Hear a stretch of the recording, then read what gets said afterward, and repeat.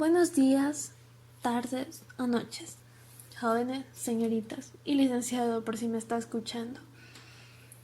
El día de hoy les traigo una breve presentación respecto al tema de la cultura, complementando las enseñanzas del licenciado Alejandro.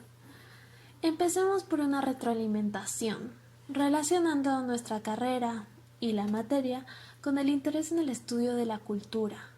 Cuando una persona del común piensa en un antropólogo, se imagina a alguien excavando en búsqueda de antigüedades, otros ven a un científico entrado en años experto en civilizaciones antiguas, y quizá algunos a un hippie que vive con los indígenas durante varios meses mientras anota todo lo que ve. Bronisław Malinowski, conocido como padre de la antropología moderna, explica en sus estudios a grandes rasgos en qué consiste esta ciencia y cuál es su utilidad. La cultura desde la perspectiva antropológica toma en cuenta al ser humano en múltiples dimensiones, trabajando de manera dinámica con las respectivas ciencias que lo apoyan. Es, pues, la antropología la ciencia que estudia los aspectos físicos y las manifestaciones sociales y culturales de las comunidades humanas. El ser humano, ya hemos mencionado, tiene múltiples dimensiones, pero tres de las más importantes son la psicológica, que tiene que ver con los procesos mentales y la conducta por medio de ellos, la biológica, que está relacionada con los procesos naturales fisiológicos, es decir, todas aquellas funciones y elementos que requiere el cuerpo para que el ser humano pueda vivir. Por ejemplo, comer, reproducirse o respirar. Y lo social, que tiene que ver con cómo los seres humanos nos relacionamos unos con otros, cómo nos comportamos en sociedad y pues cómo vivimos de cierta manera a través de nuestras ideologías, de nuestras costumbres, reglas, religiones, organizaciones, etc. Aunque estas dimensiones se encuentran relacionadas entre sí, la antropología se centra especialmente en la organización social cultural. Sin embargo, se toma en cuenta las mencionadas anteriormente para entenderla mejor. Por ejemplo, aunque todo ser humano tiene la necesidad de comer, cada cultura presenta una gastronomía distinta. El estudio antropológico también se ha centrado en alimentos, vestimenta, música, bailes, pues cada uno de estos factores consumido por las distintas sociedades puede reflejar sus tradiciones, sus costumbres. Por ejemplo, los judíos no comen cerdo, los católicos se supone que no comen carne en Cuaresma. Al ver un majadito o quizá un tipoy, tal vez un plato paceño y una pollera, automáticamente podemos asociarlo a la cultura de la cual proviene. El antropólogo se basa en el trabajo de campo y la observación para elaborar teorías que puedan explicar una realidad social. No se pueden crear leyes generales como en la física, pues el estudio de la antropología son los seres humanos y cada uno de ellos es muy diferente al resto. Esto hace de las culturas sistemas bastante complejos. A fin de cuentas, la antropología es una manera de generar conocimiento sobre la cultura de las distintas sociedades, además, claro, de la gente que los conforma. Presenta 4 grandes ramas de estudio. La biológica, conocida también como antropología física, aborda el ser humano desde la visión evolutiva y adaptativa, considerando los cambios biológicos, desde la prehistoria hasta la actualidad y su influencia en el comportamiento. Estamos familiarizados con los estudios hechos por Charles Darwin. Antropología arqueológica. Aquí tenemos la rama más conocida de la antropología. Intenta reconstruir la historia de las culturas a través de sus vestigios o restos materiales. Ya saben, las típicas vasijas que normalmente se encuentran a través de técnicas especializadas. La antropología lingüística evalúa la función de las lenguas dentro de la cultura, así como evalúa el contexto social y el cómo influye este en su desarrollo. Para ello también se analiza la estructura de todas estas lenguas. Social. Aquí hablamos de las culturas en su máxima complejidad, junto con las interacciones de los sujetos que lo conforman en un contexto espacial temporal.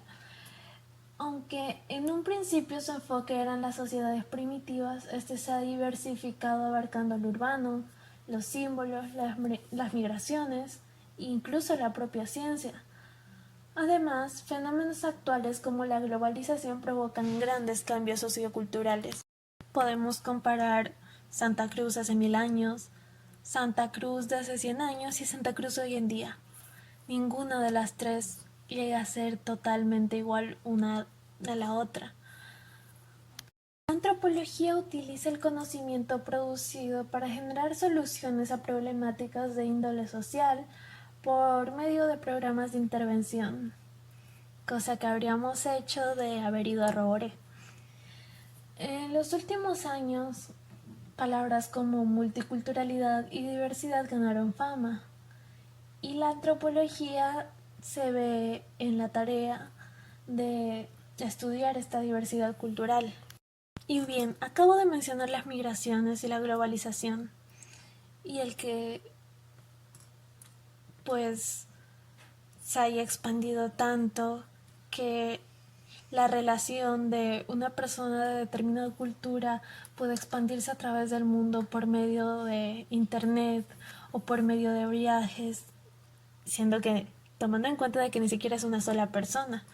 Entonces esta puede adaptarse o influir o pues algo ambiguo, y al momento de digamos regresar a su país, entonces también va a influir en su cultura y esta va a estar en un cambio constante. La cultura es un conjunto de bienes materiales y espirituales de un grupo social, transmitido de generación en generación a fin de orientar prácticas individuales y colectivas. Ya saben, incluye la lengua, procesos, modos de vida, costumbres, tradiciones, hábitos, valores, patrones, herramientas y conocimiento. Toda cultura se forma por un conjunto de elementos básicos. Algunos de los más importantes son los cognitivos, que se refiere al saber acumulado dentro de la determinada cultura para la supervivencia frente a la naturaleza y la adaptación dentro del grupo social. Las creencias abarcan el conjunto de ideas que el grupo cultural establece acerca de lo que es verdadero o falso. Se vincula con el sistema de valores.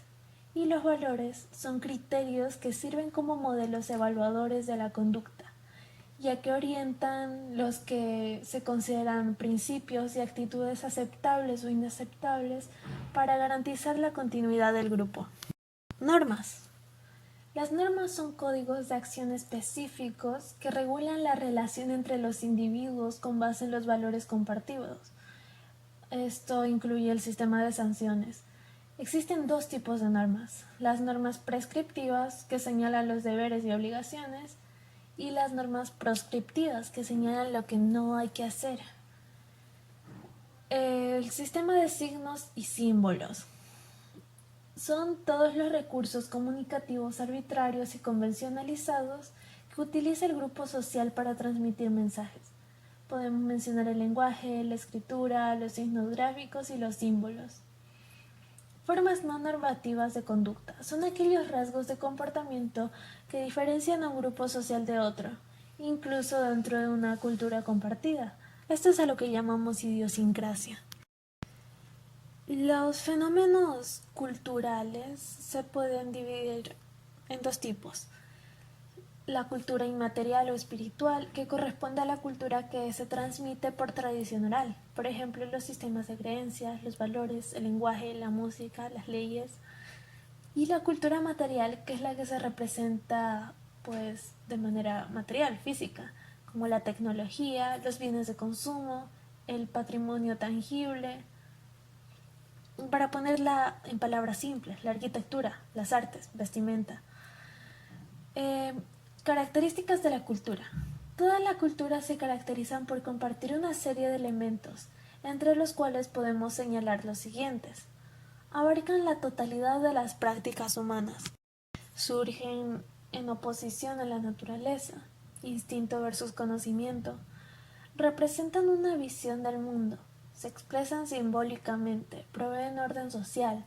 Su supervivencia depende de la comunicación, consolidan tradiciones, son dinámicas, esto es, se transforman. Son dinámicas quiere decir que se transforman. Son más o menos abiertas, o sea, son susceptibles a la influencia de otras culturas. Tipos de cultura. La cultura puede clasificarse de acuerdo a varios criterios. Esto dependerá del estudio y del enfoque teórico-ideológico. Normalmente las culturas se clasifican de acuerdo a tópicos, es decir, asuntos de interés colectivo. Los modos más frecuentes de clasificar la cultura son los siguientes. Sentido histórico. Se refiere a las culturas enmarcadas dentro de un periodo delimitado de tiempo. La transformación cultural no implica una disolución absoluta de la cultura, sino su adaptación a los cambios históricos. Por ejemplo, la cultura del Renacimiento. ¿Qué tal Santa Cruz antes de la colonización española? Santa Cruz durante el Renacimiento, Santa Cruz cuando empezaron a llegar los primeros autos, cuando llegó la globalización. Según el sentido antropológico, se refiere a la cultura que identifica un pueblo de manera abarcante. Por ejemplo, la cultura inca, la cultura egipcia, la cultura griega, la cultura aymara, la cultura china. Según el paradigma religioso, en la antropología de las religiones, las culturas se clasifican de acuerdo al tipo de paradigma religioso que se desarrolla. Dentro de estas categorías se pueden clasificar monoteístas, como judíos, cristianos, católicos, musulmanes, y las politeístas, como la cultura hindú o la grecorromana antigua, según el conocimiento de la escritura. Otra manera de clasificar a las culturas es según el conocimiento que posean de la escritura. Existen las culturas ágrafas, que no poseen sistemas de escritura, como varias etnias en Bolivia, por ejemplo, los Ceja o los Baure, no poseen una escritura propia de su lengua. Y están las culturas que poseen o han poseído sistemas de escritura. Las llaman, pues, culturas escritas, como por ejemplo la egipcia. Según el modo de producción, las culturas se van transformando a la par de sus modos de producción o viceversa. Entre ellas podemos mencionar los siguientes tipos. Cultura nómada, que son aquellas que dependen o dependían de la caza y la recolección, por la cual migran frecuentemente.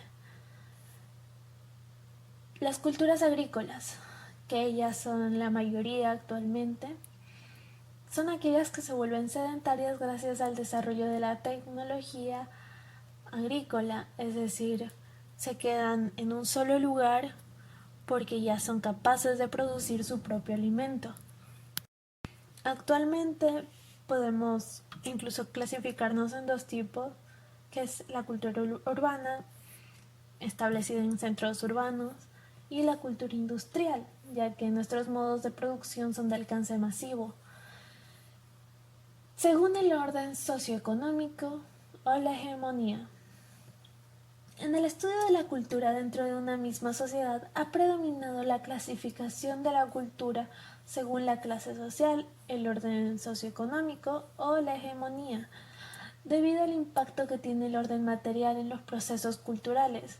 En un principio se hablaba de alta cultura y baja cultura. La alta cultura era representada por la élite, los ilustrados de la sociedad, que ostentaban el poder. Y la baja cultura era atribuida a los sectores populares y letrados, que eran los más vulnerables, aún lo son. Esta clasificación ya en desuso, respondía a una valoración de nivel basada en la hegemonía por el grupo dominante.